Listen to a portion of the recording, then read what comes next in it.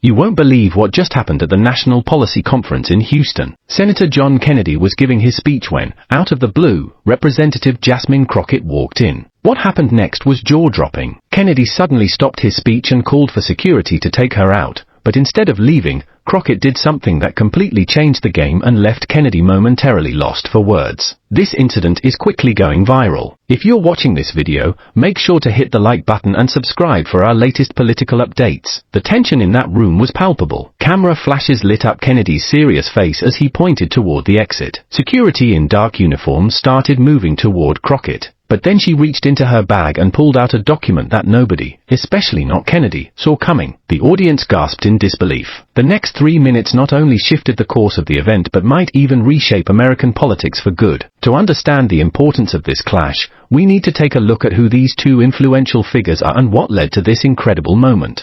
Senator John Kennedy, who's 72, has been Louisiana's representative for quite some time. He's known for his relatable charm and quick wit, often making headlines with his straightforward style and memorable quotes. Before this incident, Kennedy had been vocal about what he sees as government waste, consistently claiming that certain federal programs are burning billions of taxpayer dollars. With his distinct Southern drawl, he was on a mission, telling audiences everywhere, hard-working people deserve better than watching their money disappear into flawed projects. He particularly criticized the Community Development Grant Program, calling it a sinkhole of inefficiency and corruption. For months now, he's been pushing for investigations, hinting at having proof of financial mismanagement. His passionate rants on the topic earned him a lot of media attention and boosted his support among fiscal conservatives. On the other hand, Representative Jasmine Crockett, who's 45, has made a name for herself as a strong advocate for underrepresented communities. Before stepping into politics, she was a civil rights lawyer. Known for her honest and dedicated approach, Crockett became a key supporter of the Community Development Grant Program, visiting neighborhoods affected by these funds that were helping to build medical clinics, renovate schools, and create job training centers. These aren't just numbers in a budget, Crockett would often say in her speeches. These are real communities being transformed, real families getting the chances they deserve. The National Policy Conference was meant to be a big moment for Kennedy. It took place in the Grand Ballroom of the Watson Convention Center, with over 500 attendees, including policy experts, donors, and journalists from all over the country. Kennedy was the keynote speaker, ready to present what he claimed was undeniable proof of government mismanagement. The stage was set perfectly, with a podium featuring the conference logo and big screens showing Kennedy's slides. The audience, dressed in their business best, had paid top dollar to be there. In the front row were 3 governors, a former cabinet member, and the mayor of Houston. About 20 minutes into his speech, Kennedy was carefully laying out his points. "What I'm about to show you," he said seriously, "will demonstrate exactly how your tax dollars are being wasted by people who care more about power than results." The audience leaned in, eager for his revelations. That's when a side door opened, and Representative Jasmine Crockett walked in with 2 aides carrying folders. She wasn't supposed to be there. Kennedy's friendly demeanor shifted instantly when he spotted her, and he paused mid-sentence. "Excuse me," he said into the mic, his Louisiana twang becoming more pronounced. "This is a closed event. Security, please escort the representative out." 2 security officers quickly approached Crockett, who was standing calmly in the center aisle. The crowd started buzzing, with some people pulling out their phones to capture what was happening. Cameras from CNN and Fox News swung around to focus on the confrontation. "Senator Kennedy," Crockett called out loudly, her voice carrying without needing a mic, "I don't usually interrupt speeches, but when someone's about to spread false information about programs helping millions of Americans, I can't just sit back and stay silent." The security guards hesitated, looking back at the stage for direction. Kennedy's face flushed slightly. "Representative," he replied, his voice tensing up, "you weren't invited because this isn't a debate, it's a presentation of facts that your office has ignored for months." The crowd was restless, some applauded for Kennedy while others watched in uneasy silence. A woman in the 3rd row whispered to her neighbor, "This is getting intense." Crockett stepped forward. "Facts? Is that what you call the misleading data in your slides?" She pointed at Kennedy's presentation on the screen. "Because I brought some real facts with me today." Kennedy's smile returned, but it felt cold. "I've been studying this issue for 8 months. With all due respect, you can't just barge in and 8 months. Crockett cut in. "Senator, I've been overseeing these programs for 4 years, visiting 37 states and seeing their impact firsthand. Have you even visited one project site?" The security officers shifted awkwardly to the side, unsure of what to do next. The event organizer, A nervous guy in a grey suit appeared at the edge of the stage, urgently whispering to an assistant. Kennedy gripped the podium tightly. Representative Crockett, this isn't how civilized discussion works. You can hold your own event to challenge my findings after I finish presenting. The problem, Senator, Crockett shot back, is that once misinformation spreads, the damage is done. You know that better than anyone. The tension in the room spiked. An older man in the front row stood up. Let her speak, he shouted. Others echoed, yeah, let her respond, while some countered, this is Kennedy's event. Kennedy raised his hands to quiet the crowd. Folks, this sort of disruption keeps real issues from being addressed. He turned to the security team. Please escort the representative out so we can move on. The lead security officer, a tall man with a military presence, walked towards Crockett.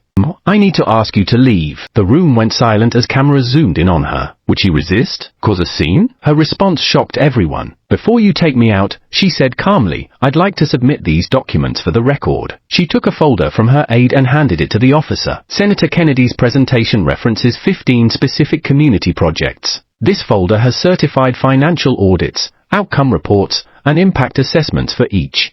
Turning to the audience, she continued, Senator Kennedy claims the Westfield Health Center project spent $4.2 million with no results. But this independent audit shows it provided care for over 8,000 uninsured patients just last year. Kennedy's expression darkened. Those reports can be manipulated. They're signed by independent auditors, Crockett countered, including 3 firms that your office has endorsed as reliable in the past. She pulled out another document, and this might interest you most, Senator, a thank you letter from your nephew praising the Lafayette job training program that helped him start his business, the same program you're calling worthless. A hush fell over the crowd. Kennedy stared at the letter, momentarily at a loss for words. The event organizer stepped onto the stage, whispering to Kennedy, who straightened his tie and spoke into the mic. Ladies and gentlemen, Representative Crockett clearly aims to turn this into political theater. He sighed. Since she's already interrupted our schedule, let's give her 2 minutes, then we'll continue with my presentation. It felt like a reluctant concession, meant to sound fair while dismissing her points. But Crockett was ready. Thank you, Senator, she said, confidently walking down the aisle as an aide handed her a remote. Can I use the screen? Before Kennedy could object, she clicked, and her presentation appeared, titled Community Development Grants, Real Results, Real Lives. I'll keep it short, Crockett said with determination. Senator Kennedy is saying these programs waste money. Let me show you where that money actually goes. She clicked to a slide displaying before and after photos of a dilapidated building that had been transformed into a modern medical center. This is the Westfield Health Center that Senator Kennedy mentioned. Before the funding, it was abandoned, but now it helps thousands, including many people in his own state. As she moved to the next slide, the audience began to murmur, intrigued. The image showed older residents enjoying a community space. This Oakwood Senior Center offers meals and health screenings for veterans and retirees. Another click revealed a classroom full of young people. This job training program has successfully placed over 400 individuals in skilled trades, raising their average salaries by $27,000 a year. Each new slide seemed to shift the mood in the room. There were real, human stories behind these numbers.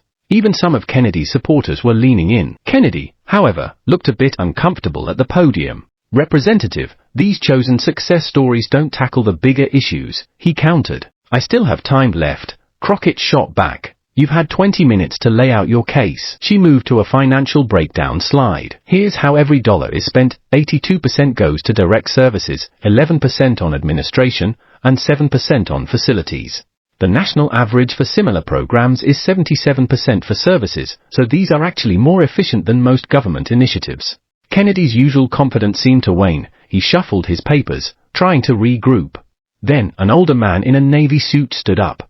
Senator, I'd like to hear more from the representative. I'm Richard Townsend, a former state auditor from Texas. Those efficiency numbers sound impressive, if they're accurate. Crockett nodded in response. Thank you, sir. All the figures are independently verified. She pulled out another document. This certification is from Martin & Associates, a firm Senator Kennedy has referenced in his own proposals. She handed it to the security officer, who passed it to Kennedy, who looked at it with some hesitation. A woman in the front spoke up. My son became an electrician through one of these programs after serving in the military. He now makes $78,000 a year and supports his family. Another voice chimed in. The senior center in my mother's neighborhood helps her stay independent with meals and doctor visits.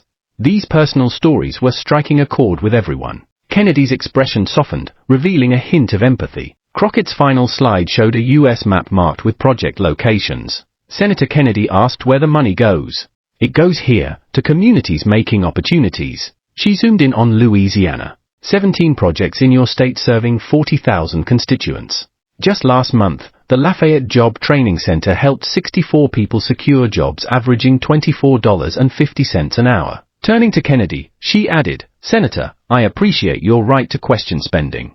Oversight is important, but these attacks spread misinformation, which hurts the people you're supposed to serve." The room grew silent, and cameras were capturing the moment. Applause gradually started, building as more in the audience joined in, not just for Crockett's political message but for her compelling facts.